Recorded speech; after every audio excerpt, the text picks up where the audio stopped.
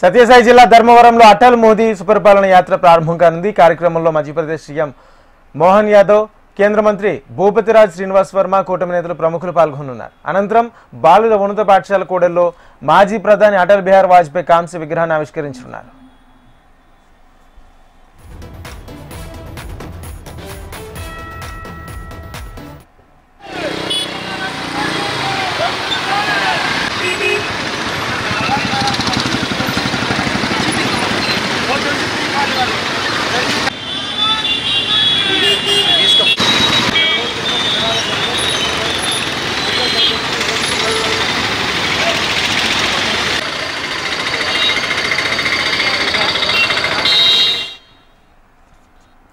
సత్యసాయి జిల్లా ధర్మవరంలో అటల్ మోదీ సుపరిపాలన యాత్ర ప్రారంభం కానుంది. ఈ కార్యక్రమంలో మధ్యప్రదేశ్ సీఎం మోహన్ యాదవ్, కేంద్ర మంత్రి భూపతిరాజ్ శ్రీనివాస్ వర్మ, కూటమి నేతలు ప్రముఖులు పాల్గొనున్నారు.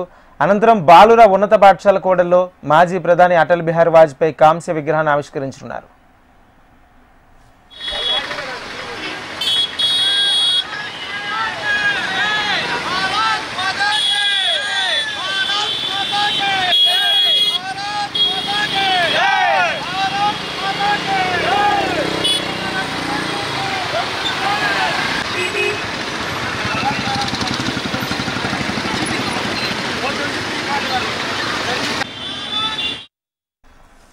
సత్యసాయి జిల్లా ధర్మవరంలో అటల్ మోదీ సుపరిపాలన యాత్ర ప్రారంభం కానుంది. కార్యక్రమంలో మధ్యప్రదేశ్ సీఎం మోహన్ యాదవ్, కేంద్ర మంత్రి భూపతిరాజు శ్రీనివాస్ వర్మ, కూటమి నేతలు ప్రముఖులు పాల్గొనున్నారు.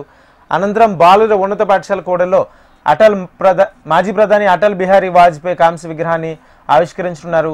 ఇదే అంశానికి సంబంధించి పూర్తి సమాచారం మా ప్రతినిధి ప్రవీణ్ అందిస్తారు. ప్రవీణ్,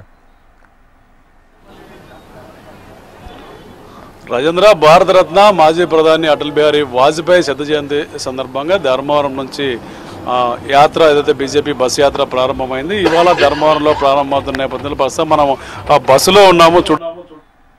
వివేన్ మాధవ్తో పాటు కుమార్, మిగతా ముఖ్య నేతలందరూ కూడా ఇక్కడ ఉన్నటువంటి పరిస్థితి ఉంది. ముఖ్యంగా ఏదైతే అటల్ బిహారీ వాజ్పేయి ఆలోచనలో మోదీ పాలనలో ఏ రకంగా రాష్ట్రంలో అమలు చేస్తున్నారు, ముఖ్యంగా రాష్ట్రానికి ఏ రకమైన నిధులు వస్తున్నాయని దాని మీద ఈ యాత్రకు ఆరంభిస్తున్నారు. 25వ తేదీ వరకు ఈ యాత్ర కొనసాగనుంది. ముఖ్యంగా అనంతపురం, కర్నూలు, నంద్యాల, కడప మీదుగా మదనపల్లి, తిరుపతి నుంచి ఏకంగా శ్రీకాకుళం మీదుగా యాత్ర ప్రారంభమై 25వ తేదీ అమరావతి జరుగుతుంది. అమరావతిలో జరిగే సభకు ఏదైతే అమిత్ షాతో పాటు సీఎం చంద్రబాబు, ముఖ్య నాయకులందరూ హాజరవుతారు. ప్రస్తుతం మన దగ్గర రాష్ట్ర అధ్యక్షుడు పివిఎన్ మాధవ్ గారు ఉన్నారు. మాధవ్ గారు, చెప్పండి, ఈరోజు యాత్ర ప్రారంభమైంది.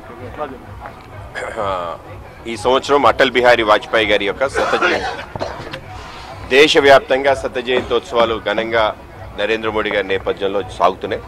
నరేంద్ర మోడీ గారు ఈ యొక్క ఆయన జయంతిని సుపరిపాలన దివస్గా డిక్లేర్ చేయడం జరిగింది. సుపరిపాలన దివస్ అంటే ఏ విధంగా ఆయన పరిపాలన చేశారు, గుడ్ గవర్నెన్స్ అంటే ఏమిటి అనే దానికి నిలువుటద్దం అటల్ బిహారీ వాజ్పేయి గారు. 27 విభిన్న మనస్తత్వం కలిగిన పార్టీల్ని ఏక తాటిపై నడిపించి ఆయన యొక్క రాజనీతిజ్ఞత ప్రపంచం అంతా కూడా వీస్తుపోయింది. దేశంలో మొదటిసారి ఏదైతే అణు పరీక్షలు చేశాయో రెండోసారి అణు పరీక్ష చేసి పూర్తి స్థాయి అణు శక్తి కలిగిన దేశంగా భారతదేశాన్ని శక్తిశాలి దేశంగా నిలబెట్టడం జరిగింది. దాని సమయంలో అనేక ఆంక్షలు ప్రపంచంలో అమెరికా, యూరోపియన్ యూనియన్స్ పెట్టడం జరిగింది. ఆంక్షలన్నింటినీ తొలగించుకొని ఏ విధంగా ఆయన దేశానికి సారథ్యం వహించడం మనందరం చూసాం.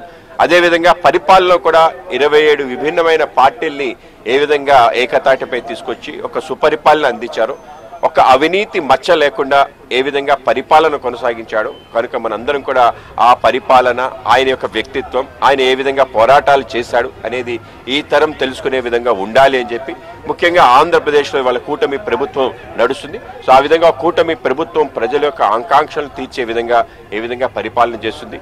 11 వసంతాల నరేంద్ర మోడీ గారి సుపరిపాలన, వీటన్నిటి కూడా ప్రజలకి వివరించే ఒక గొప్ప కార్యక్రమే ఈ యొక్క అటల్ మోడీ సుపరిపాలన యాత్ర. ఇవాళ ధర్మవరం నుంచి ప్రారంభమై 25వ తారీఖు అటల్ బిహారీ వాజ్పేయి గారి జయంతి సందర్భంగా అమరావతిలో భవ్యమైన సభ ద్వారా మన ప్రియతమ ముఖ్యమంత్రి నారా చంద్రబాబు నాయుడు గారు ఆ యొక్క కార్యక్రమాలు ఉంటారు. ఆ విధంగా కార్యక్రమం ముగింపు జరుగుతుంది. ఆ విధంగా అన్ని చోట్ల కూడా ఆయన యొక్క భవ్యమైన విగ్రహం, అలాగే అమరావతిలో సుపరిపాలన సంబంధించిన ఒక అటల్ స్ఫూర్తి వనం కూడా ప్రారంభించబోతున్నాం. ఆ విధంగా ఈ యాత్ర 15 రోజుల పాటు రాష్ట్ర వ్యాప్తంగా కొనసాగుతుంది.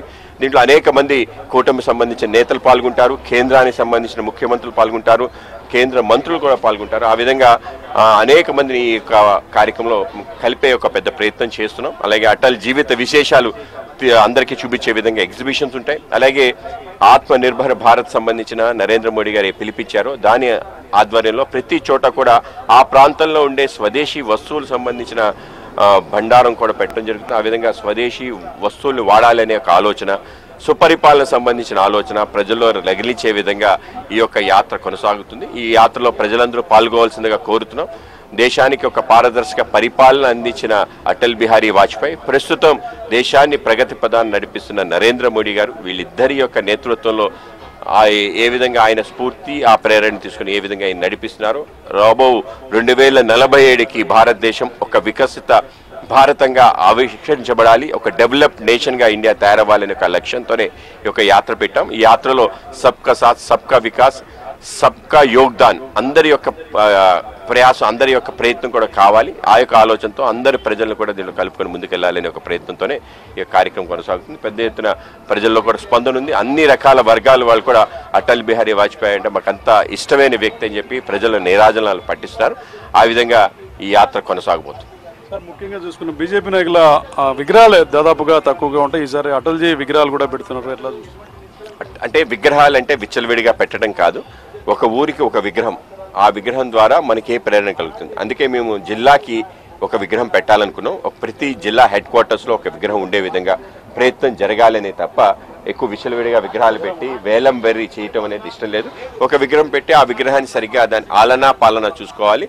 ఆ విగ్రహం ద్వారా ఆ ప్రాంతంలో స్ఫూర్తి కలిగించే విధంగా ప్రయత్నం జరగాలి తప్ప కేవలం విగ్రహాల కోసం విగ్రహాలు పెట్టడం అనే ఒక సంస్కృతికి మేము చూడాలి చాలా దూరం. ఆ విధంగా దాన్ని ఎప్పుడు కూడా మేము ప్రోత్సహించాం. ఆ విధంగా రాష్ట్ర వ్యాప్తంగా ప్రతి కార్యకర్త కూడా అటల్జీతో ఏ విధంగా సంబంధం పెట్టుకుంటాడు.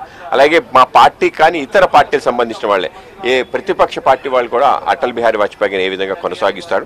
అలాగే ప్రజలు కూడా ఆ విధంగా అటల్జీ అంటే అందరికీ కూడా ఒక ఆనందం కలుగుతుంది, ఆత్మీయ అభిమానం కలుగుతుంది. కనుక ఆ విధంగా ఉండే ఒక వ్యక్తిత్వం కాబట్టే అటల్జీది ఆ విధంగా పెట్టాలనుకున్నాం. పెద్ద ఎత్తున రాష్ట్రంలో అన్ని చోట్ల పెట్టాలని కాకుండా ఆ విధంగా జిల్లాకి ఒక కేంద్రంగా పెట్టి దాన్ని సంరక్షించి దాన్ని ఆ విధంగా స్ఫూర్తి కలిగించే విధంగా ఉండాలి అని చెప్పి ఒక ఆలోచనతోనే మేము ముందుకెళ్తున్నాం. ముఖ్యంగా సార్ చెప్పండి, రాయలసీమలో యాత్ర ప్రారంభమైంది. ముఖ్యంగా బీజేపీ యొక్క రాయలసీమలో ముందు నుంచి కూడా కొంత పరిస్థితి ఉంటుంది. యాత్ర ఏ రకంగా ఉంటుందంటున్నారు? ఆలోచన ఇక్కడ మంత్రి గారి యొక్క నియోజకవర్గం, ఆయన యొక్క మంచి ఆలోచనను అంతకంటే మించిన ఆచరణ చేయడానికి ప్రతి ఒక్కరం భాగస్వామ్యం కావాలి. గౌరవ ముఖ్యమంత్రి గారు కూడా పాటు జనసేన టీడీపీ వాళ్ళను కూడా ఆయన కేంద్రం ఇచ్చే మోడీ గారి యొక్క సపోర్ట్ను తెలియాలంటే ఇది ఒక ప్రజలకి పోవాలంటే ఇది ఒక ఆలోచనను అందరికీ పరిగెత్తేయాలనే ఉద్దేశంతో యాత్ర స్టార్ట్ చేయడం జరిగింది. ఇప్పుడే మా మాధవ్ గారు చెప్పినట్లు సబ్కా సాత్ సబ్కా వికాస్ అనే కార్యక్రమం కూడా తెలియాలి. ఇప్పుడు నేషనల్ హైవేలు ఏంది, జలజీవన్ మిషన్ అంటే ఏంది, అమరావతికి సపోర్ట్ అంటే ఏంది, కొప్పర్తి గౌరవకల్లుకు సపోర్ట్ ఏంది, ప్రతి ఒక్క దాంట్లో వైజాగ్ స్టీల్ ఫ్యాక్టరీ ఏంది, గూగుల్ ఎందుకు వచ్చింది, మిగతా వాళ్ళు ఎందుకు ఎంటర్ అయ్యి మనకు సపోర్ట్ చేస్తున్నారు, ఇవన్నీ తెలియాలంటే ఈ యాత్ర సందర్భంగా అన్ని విషయాలు చెప్తూ ఆయన యొక్క పాలనను మేము పాటిస్తున్నాం, మరింత పరిగెత్తిస్తున్నాం అని చెప్పడానికి యాత్ర కూడా ఉపయోగపడుతుంది. A+B అన్నట్టు ఈ కార్యక్రమం. మొత్తం మీద చూసుకుంటే ఈరోజు ధర్మవరంలో ఈ యాత్ర పెద్ద ఎత్తున ప్రారంభమైంది. మధ్యప్రదేశ్ సీఎంతో పాటు కేంద్ర మంత్రి భూపతి శ్రీనివాసరాజు కూడా దీనికి కేంద్ర మంత్రి కూడా దీనికి హాజరవుతున్న నేపథ్యంలో పూర్తి స్థాయిలో ఈ యాత్ర దిగ్విజయంగా కొనసాగుతుందని చెప్పి నేతలు ధీమా వ్యక్తం చేస్తున్నారు. ఏదైతే అటల్జీ విగ్రహాలను జిల్లాకు ఒకటి పెట్టుకుంటూ 25 వరకు యాత్ర దిగ్విజయంగా కొనసాగుతుందని చెప్పి బీజేపీ రాష్ట్ర అధ్యక్షులు నేతలు కానీ చెప్తారు. కెమెరా పర్సన్ జయరామ్తో ధర్మవరం నుంచి.